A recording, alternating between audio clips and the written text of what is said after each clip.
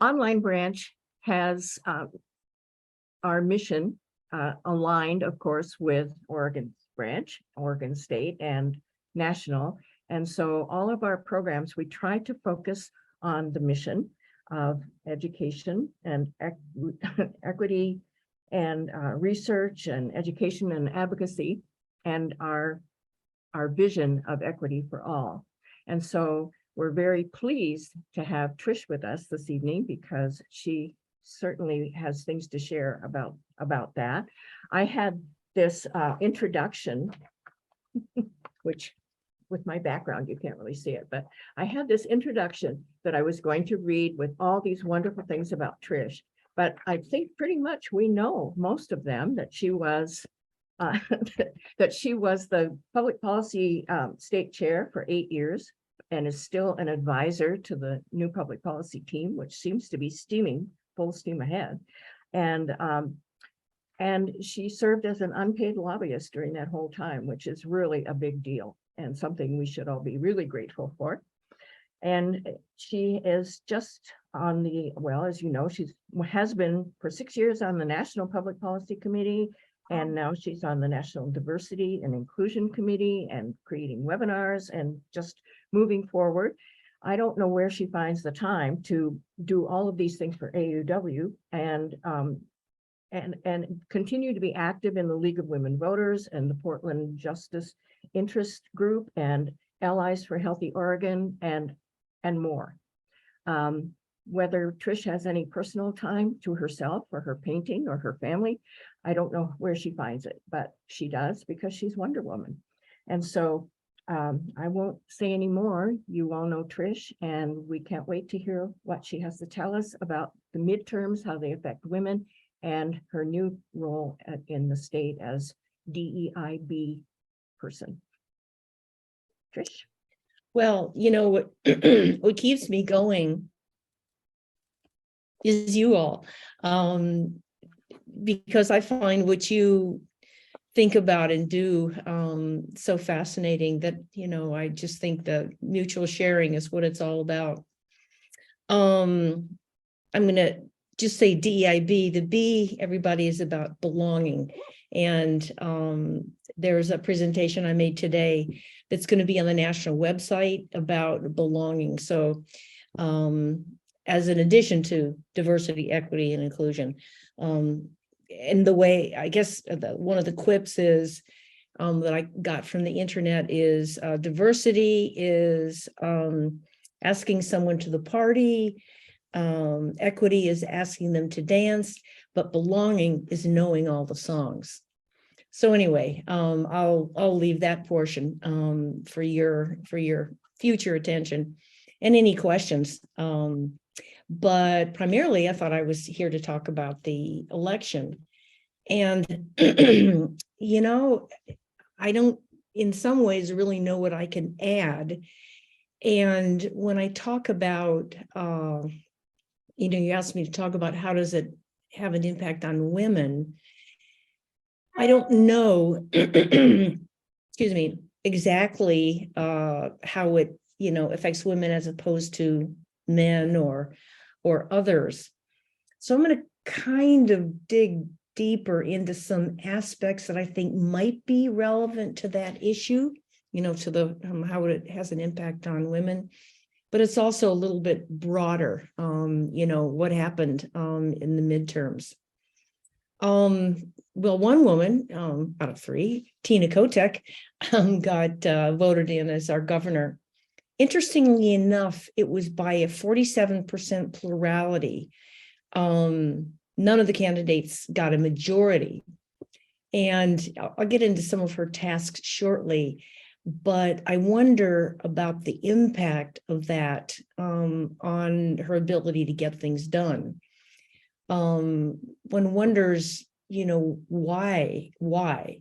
What role did women play in that? Clearly, you know, all three candidates are women. I did note, excuse me, that at the end, you know, during the electioneering, Tina Kotek went very hard on Drazen, on the issue of abortion and the Dobbs decision. And that may be, the edge that put her over. It certainly may have set aside those that might have been those Democrats who are curious about Betsy Johnson, kind of tripped the hammer of, well, I kind of be interested in Betsy Johnson, but boy, on the abortion issue, I got to go with Tina Kotek. It's interesting that the statistics seem to show that women voters in the midterms are decidedly Democratic. They're also going to school longer. They have college degrees. On the other hand, at least in Portland, excuse me, Joanne Hardesty, who was a city councilor, lost her election, and she was a very strong pro-choice campaigner. She was supported by NARAL, Planned Parenthood, and she lost. Now, that probably is because of other issues, but to the extent that, that might be an issue that would have carried her closer to the winning column, that apparently didn't work there as well as it might have worked for Tina Kotek to be governor. It's clear because of that plurality that Governor Kotek has her work cut out for her. And one of the things I was surprised is that the voter turnout was down, and the voter preferences by county and various different categories seem to be awfully similar to previous elections. For example, the turnout was 65.16%. And to contrast, in 2020, it was 78.5%, 67.8% in 2018, 80.33% in 2016, and 71% in 2014. So as you can see, the turnout was down, and it goes, I didn't quote you the whole 20 years of the internet piece that I was looking at. So, I think it's interesting to ponder, were voters just tired of politics? Been there, done that. I'm so tired of hearing it. Were they unsure whether to vote regarding an issue or a candidate? One could make the argument that in Oregon, the Republicans gained more than nationally. Where one could also say that nationally, more or less, things stayed the same, although obviously the Republicans gained the House. But here, part of the reason for that is in the 5th Congressional District, Republican Lori Chavez DeRemer won. A lot of going back and forth within the Democratic Party about why that happened. On the other hand, Andrea Salinas picked up a 6th congressional district seat. But in this wondering where we're heading, the Democrats lost their supermajority position in the Senate and the House. That's big. That's big. Procedurally, it just means that for tax measures, Democrats or anyone is going to have a difficult time reaching the 3/5 majority that's required. But I also think it's going to have some implications for legislation in general. I was curious in looking at, where is this Democratic plurality or close to majority? And it's in Metro Portland, Bend, Eugene, Corvallis, the resort kind of communities of Lincoln, Hood River. And I note all 27 legislators from the Portland metro area are Democrats. So I'm not sure where that goes. It concerns me that we still have the divisions, that preceded the election.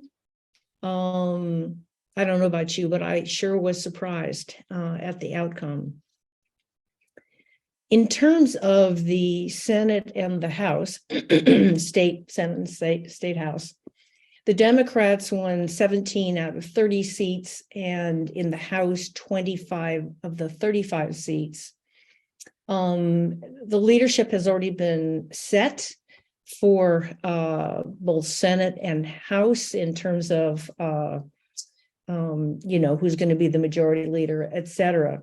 Although I note that the Senate chair of Ways and Means Committee has not been set. That is a biggie, because the Ways and Means Committee deals with the power of the purse. And I don't think I have to tell you too much about how important that is. As to women, 9 of the 30 women, 9 of the 30 Senate members are women, and 25 of the 60 representatives in the House are women. So those are, okay, better in the House clearly than the Senate. I think we have a ways to go. I keep worrying that it's kind of like, we've hit another glass ceiling. Haven't we hit enough of those already? Hasn't that shattered yet? It's interesting that about 6 of the representatives are either Vietnamese or with ties to the Asian Pacific Islander community. I'm just going to name them: Con Pham, Lindsay Campos, Hai Pham, Daniel Nguyen, Tui Tran, and Hoi Nguyen. So that's, I find that intriguing. When I put my extremely cynical hat on, I'm like, are they looking for, well, it's okay, kind of if you're Asian or Pacific Islander, but Black, maybe not. I hope that's not the case. I prefer instead to look at it that our senators and House representatives are diversifying, and that we don't just look in these lockstep, this is white, this is a person of color, but rather, genuine diversity, different points of view. So that's where I'm voting. But for people who know me, I can go the cynical walk too. That's, as a result of my past, my recovering attorney status. So as I think you can see, the governor has her work cut out for her. The 2 priorities I think that she's really going to be focusing on, one is housing, and the other is behavioral health and physical health. I thought it was interesting. The Oregon Housing and Community Services budget that is going to be presented, as I understand it from their publications, to the legislature, asks for over $775.6 million investment to address, housing instability, community prosperity, and so on. I don't know what the past proposals have been, but that is a significant increase, and that's a lot of money. That includes, for example, excuse me again, and hopefully you guys have some, appreciation of how important drilling down to the details are. Anyway, of that amount, some of the portions, $170.7 million, are going to direct supports to Oregonians about housing, funding shelters, housing retention resources for them, et cetera. $43 million is to expand home ownership opportunities, which would be down payment assistance, interesting counseling services to keep homeowners in their homes, how to do that, particularly for helping fixed income Oregonians manage inflation and, keeping their house. Also, money to replace older or unsafe manufactured homes. Another $35 million is to continue funding and increase funding for a program I hadn't heard of. It was Individual Development Account Program. It's for low-income Oregonians, and it matches savings accounts. It's managed by Neighborhood Partnerships. That's a nonprofit, a group of nonprofits that get together. Wow, I think that's impressive. I like to see that. That's, we're both getting on board. We're both working on it.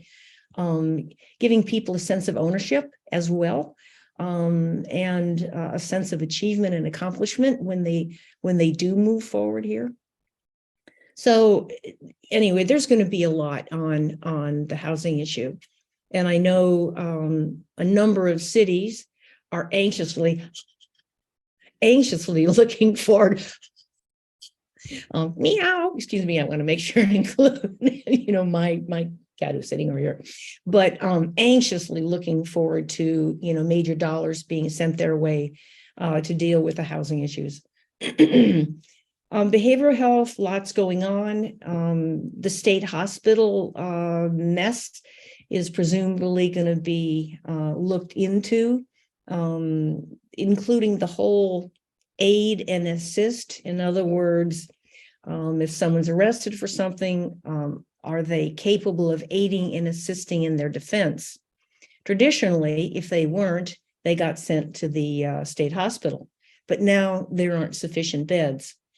Now, I know from, my husband is a psychiatrist. I know from that experience that the interrelationships between prisons, hospitals, providers, Medicaid, et cetera, is very complicated. Everyone can kind of say, well, no, it's you. Well, no, it's you. And there's truth in all of it. Another, I think, behavioral health initiative is to allow pharmacists to give flu vaccinations everywhere to everyone. Flavored tobacco, I think, is going to be, the efforts to ban that. This may be a small thing, but removing the residency requirement for death with dignity. Now, these kind of come from the Oregon Health Authority, but I also think, Governor Kotek is going to be very active in these areas. As you guys may have already seen, Oregon Health Authority Director Pat Allen has already offered his resignation. That was, I think she made some comments about his administration in the context of the election, but a lot needs to be done there. Budget's due. The governor's budget is due February 1st. The Capitol is open, although committee hearings are largely by Zoom still. And while there will be some people that come testify, it's, you have to go through the committee to get permission. So I think there's going to be, I keep hoping that these issues are so important, these two that I've just mentioned, that there will be the chance for some bipartisanship. Senator Knopp is the Senate leader.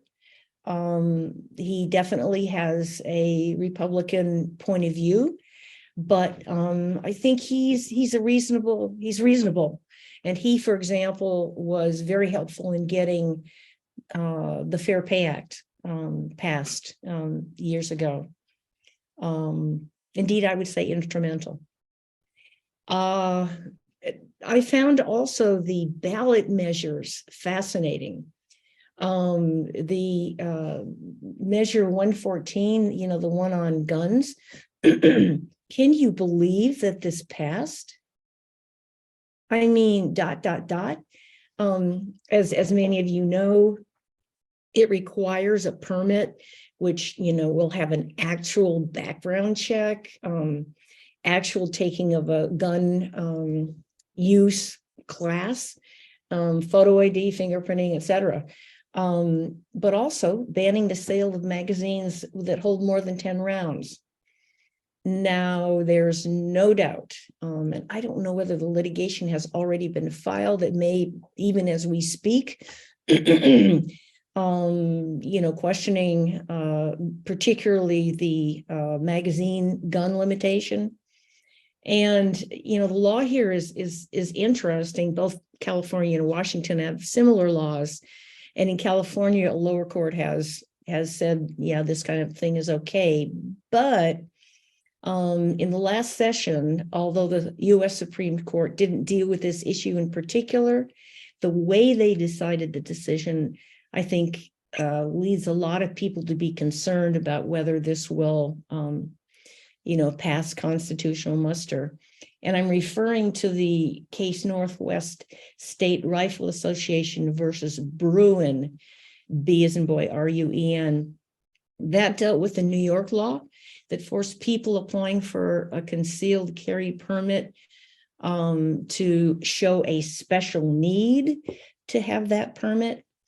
But the Supreme Court said no, no other law requires someone to show a special need, and that isn't so relevant to the gun magazine issue. But I think there further rationale, which is that only gun restrictions constitutional at the time that U.S. Approved the Constitution, i.e., 1791. Only then will law be constitutional. And in 1791, they didn't have gun magazines like this. They didn't have automatic weapons, etc.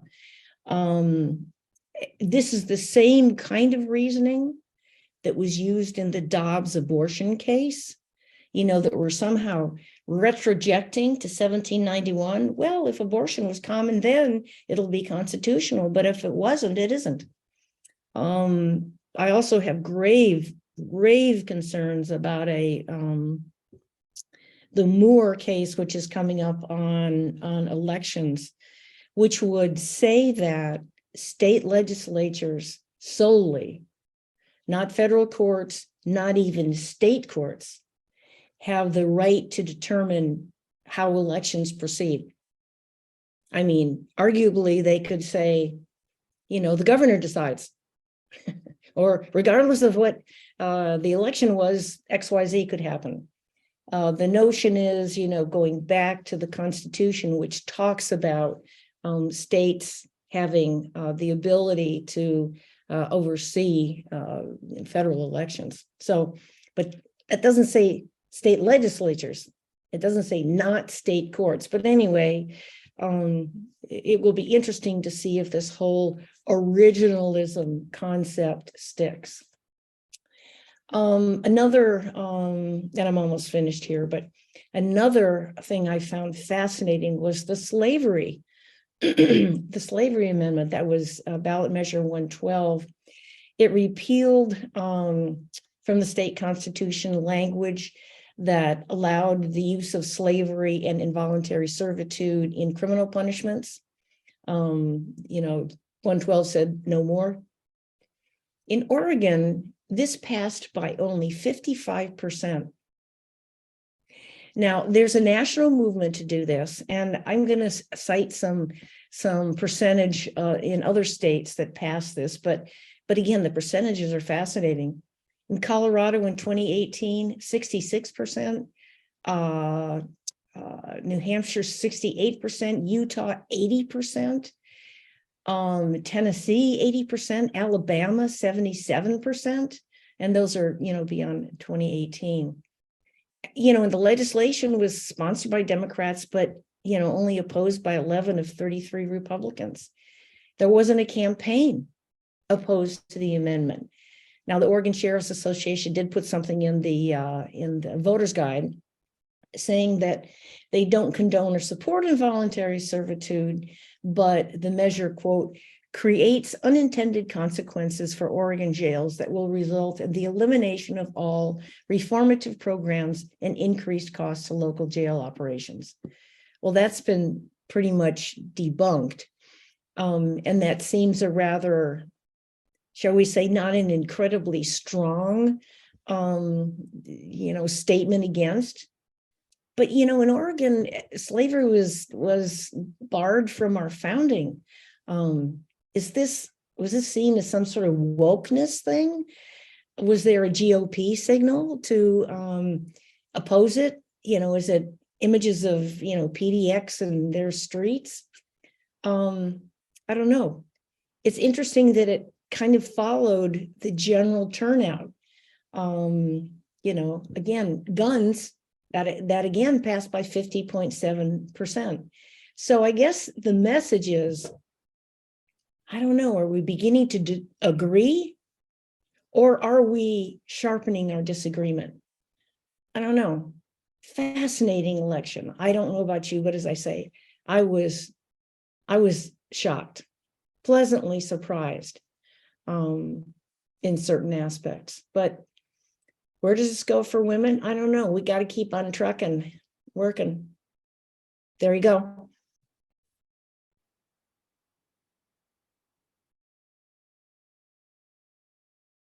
Trish, do Yeah. we as an organization have any structure or set up to meet with all of the new younger folks that will be in the House and the Senate to sort of introduce ourselves and who we are and kind of what we do?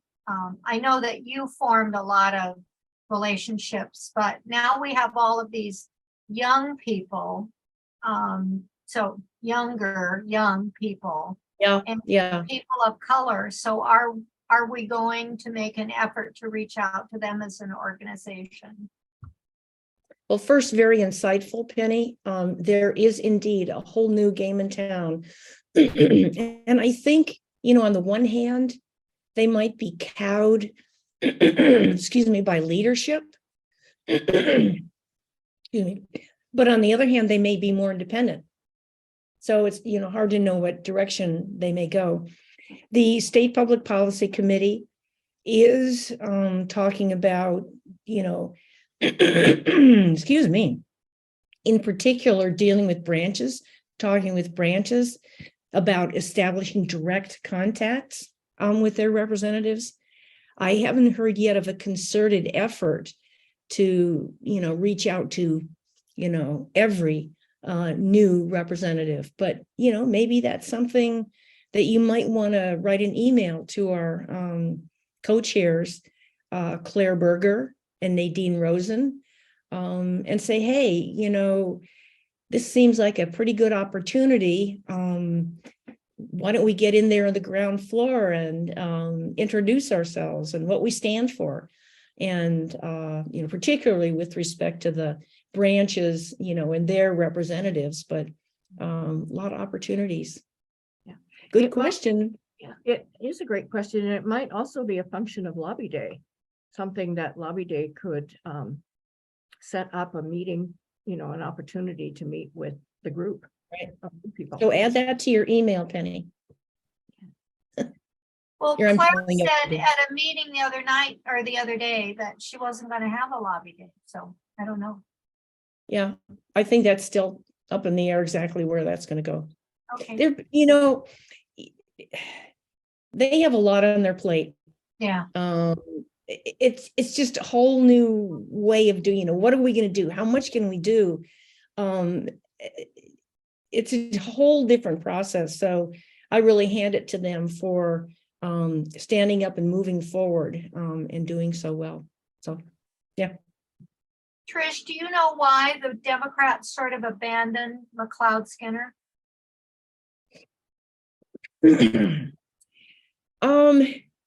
My supposition is she's too liberal. I think there was a sort of a decision that we wanted people, that the Democrats wanted more moderate people. And she was perceived as being, very much to the left of center. Whether one agrees with that or not is another story. I was personally disappointed. So that to the extent I'm saying this, if I'm giving, a flavor to that, she just the National Dems did not support her, and she didn't get the money from there. She didn't get the support from there. And, I think she was perceived as too liberal. That's my take. It's too bad. Yes. Other Thank you. questions? I just want to say about Jamie that my district got changed, and this is my first time in that district. And now it's my first time in a district that has a Republican representative. I've always been in Peter DeFazio's district, so this is a shock for me. Yeah, well, maybe that will encourage you. I know it's about time for me to leave, but I just want to applaud the online branch. I've been so tempted to join myself, but I also know it's kind of like, oh my gosh, another night meeting. I don't know if I can do it. So, We meet. but so rarely. I think you are the wave of the future. And as I look at what you're doing and what you're trying to accomplish, just the topics you deal with, how you deal with it, the people who have joined, to you guys, keep it up. Thank you. Yeah, we really do feel as if we're the potentially the wave of the future. And it's wonderful that our branch includes people from six different states? So, we get all these different perspectives, and we are just so happy to be able to do what we can do. Having the Zoom capability means that we can have people like, well, last year we had Julia Brown and Gloria and people who, normally would not be available to us at all. And Right. that worked really well for us. And in January 28th, be sure to mark your calendars, and we'll make sure, Nancy will make sure that we are good to go. It's not Nancy's fault what happened. I want you to know that. And we appreciate Nancy. We appreciate you doing what you did to get us together. But we have on January 28th, we finally have Amy Law, who had to cancel because of a death in the family. She'll be talking about women's health, mental health post-pandemic, which I think is going to be a really interesting topic as well. And don't forget our December social get together. I'm going to say goodbye. Thank you, Again, Trish. Thank you. Thank you. Thank you Mwah. Happy so much. holidays.